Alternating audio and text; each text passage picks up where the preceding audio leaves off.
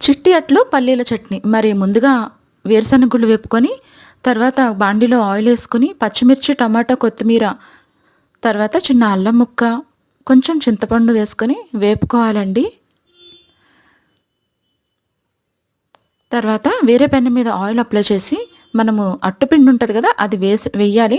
కానీ అటు ఇటు కదపకూడదు, తిప్పకూడదు. వదిలేయాలి. వదిలేసిన తర్వాత దాని మీద మనం మూత పెట్టాలి. ఒక 5 మినిట్స్ అది ఆవిరికి ఉడుకుతుంది. తర్వాత దాన్ని మనం తిరగేసుకోవాలి. ఇలాగా ఎన్ని అట్లైనా ఒక 20 అట్ల వరకు మీరు తింటారండి.